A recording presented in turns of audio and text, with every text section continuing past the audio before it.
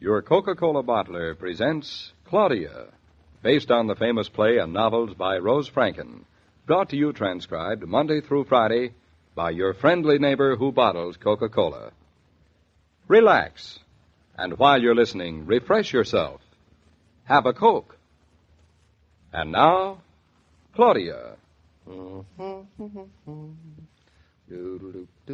you doing? Working.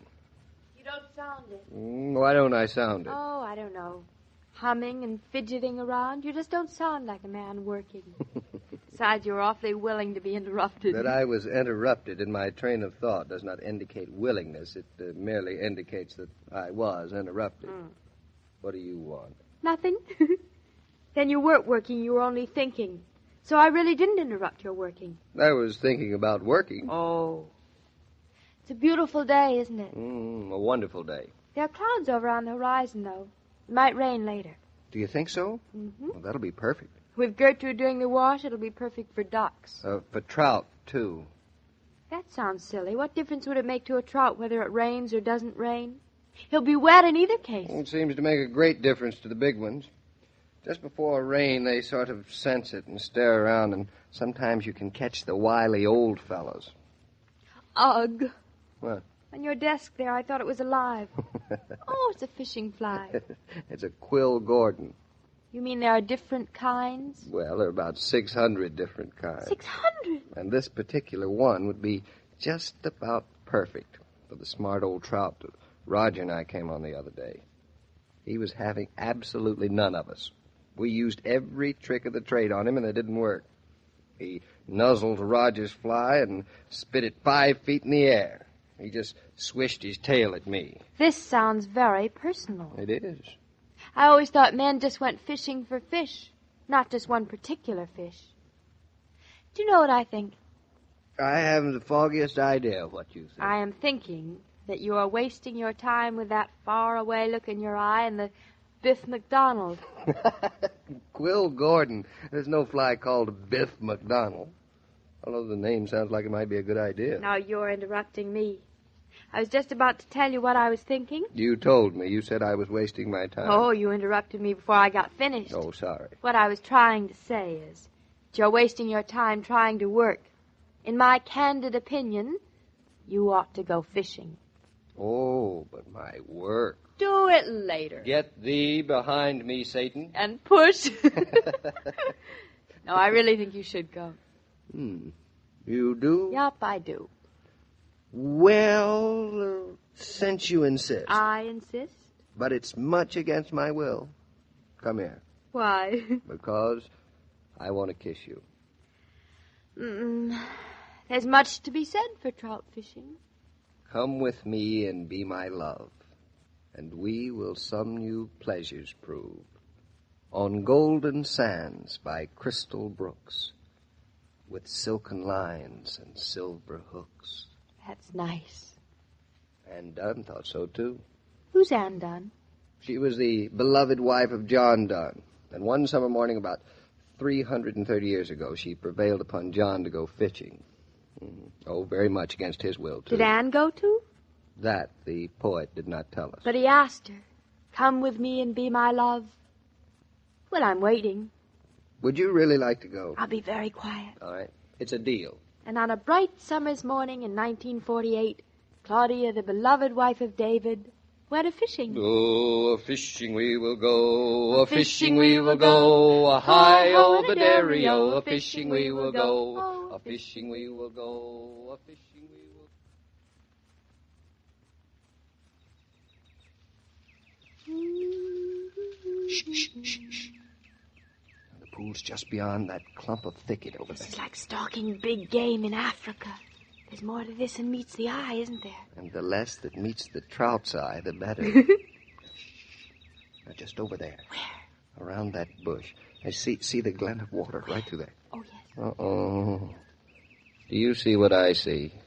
A barefoot boy. With a fish pole and a string of fish. Maybe he won't mind your fishing the pool with him. Fisherman's ethics.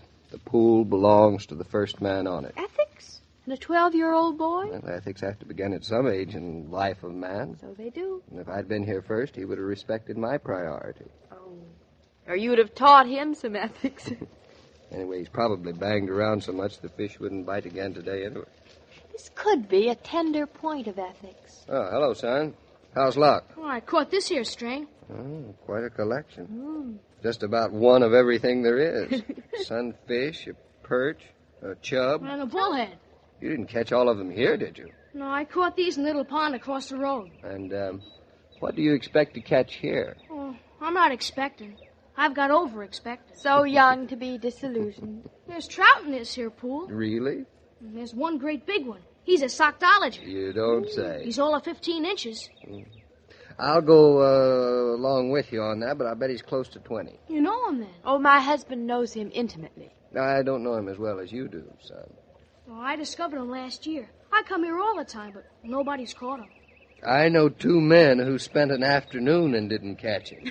It'll take a real fisherman to catch this here fish. Experience has brought me to agree with you. But you're trying. Nah, I just come here to look at him. But you're fishing, just on the chance? Nah, I got a worm down there, but I'm not fishing for that big fish. I might catch some silly small trout, but that big fella, he won't be took on no worm. He won't, eh? What would you suggest for the big fellow? You wait around a minute or two, and he'll show you what I would suggest. There's a hatch on. A hatch? A hatch of flies, lady. Oh. Maybe with just a hint of blue in them, huh? Just a little blue. Like this one, maybe? Gee, ain't that pretty? That's a humdinger of a fly, mister. A humdinger to catch a sockdologer. It'll take more than just having a fly before you have this fish. This here fly'd have to float down through the air without a splash on the water. And if it was dropped just right... That's a pretty big if, son. This is a pretty big fish. And if it was just right, he wouldn't take it like no ordinary trout. He'd look at it and size it up. And then, just for the heck of it, 'cause he ain't hungry, he'd flip up through the water and take it from on top. I can see you know this particular trout pretty well. Just where would you put this fly? Just over there at the edge of that slack water beyond the eddy. You just watch there. He's there, all right. There's a swirl on the water. That's him, lady. Now, wait. There he is. There he was. A real sockdologer. With shoulders on him like a steer. All right. Go ahead, mister. Try and catch him. You sound like you hoped I wouldn't, son. No, I hope you do. If you catch him, you're a good fisherman. And that fish belongs to a good fisherman. My dad would have caught this fish. Your dad? Yeah, he was sort of hurt in the war, and he died. And not having a fly rod, a fly line, 9 foot of very fine leader, and a quill Gordon, this trout is sort of out of your reach. Well, even if I did have, I wouldn't catch that there fish. You mean you wouldn't want to? No, I mean, I wouldn't have the know-how to cast it just right. Now, my father, Hey, mister, what are you doing breaking the hook off that fly? You won't catch no fish without a hook on your fly. I've got another fly. Just now, I'm getting ready to catch some know-how. Some what? Some know-how. Come on, let's get back here in this meadow out of sight of the pool. You're going to cast from way back there? Yep. We're going to do some casting. Some dry casting. And I've broken the hook off so we don't snag it up in the grass. In the grass?